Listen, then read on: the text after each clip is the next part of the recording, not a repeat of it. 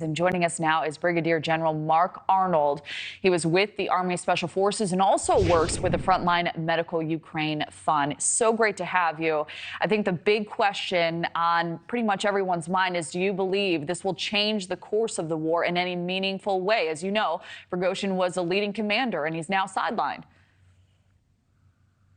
I think in the short term, what this means to Ukraine is that Wagner remained in Russian headquarters in Rostov in force, which could have frozen the decision-making center of Russia's forces in Ukraine and provided an operational advantage to Ukraine on the battlefield. But Wagner left that headquarters, moved on to Moscow, then halted just 125 miles away after Putin and Belarus's president, presumably Lukashenko, negotiated a deal with Prigozhin to stop.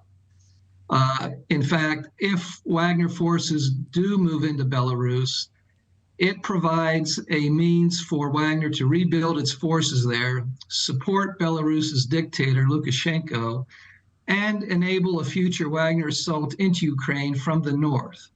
By the end of this year, Ukraine may have to move more forces to the Belarus border to defend against a potential attack from that area. This is just one possible scenario. I'm not saying it's likely.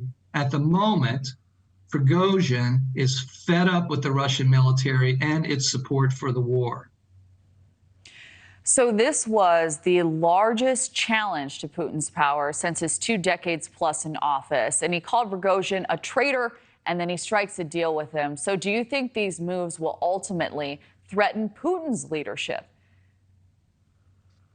Possibly. I mean, just look at it this way. Consider that Wagner forces captured the Russian headquarters that manages the entire war in Ukraine inside Russia. And they did this without any resistance by the Russian army.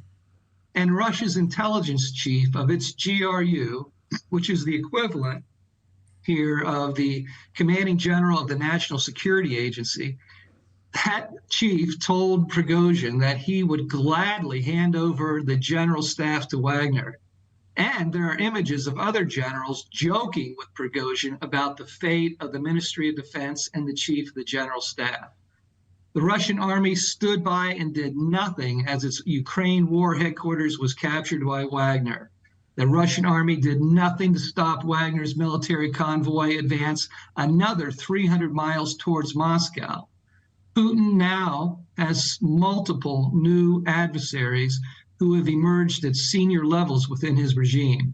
Putin's scared, and he will be forced to act internally. So what does this mean for the future of this mercenary group? They've been an effective fighting force for the Russian side, as you know. The Wagner Group remains loyal, for the most part, to Prigozhin. So we need to follow Prigozhin's fate. We really don't know where he's physically located today.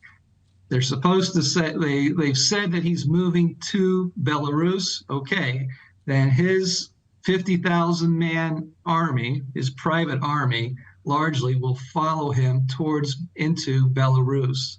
I don't know what this means for them, but Prigozhin is so fed up with the Russian military that it's possible that the Wagner Group could be refocused again on doing what it does for money in the Middle East, Africa, and parts of Asia, and turn its back on the Russian war effort. And what do you Ukraine. That makes sense. What do you make of that positioning in Belarus, of all places? I think it's just a means for Putin to get a very, very dangerous armed force, private armed force that he cannot control, out of Russia and, by the way, out of Ukraine. It's just going to get in the way of doing business in Ukraine and fighting this war. So it's, in a way, it marginalizes Wagner, puts him in a place where he can do little harm to Putin, and possibly, if Putin can get back onto Prigozhin's good side, is exploit Wagner and use it in Belarus against Ukraine. Thank you for watching. Go to newsnationnow.com to find News Nation on your television provider. And don't forget to click the red subscribe button below to get more of News Nation's fact-driven, unbiased coverage.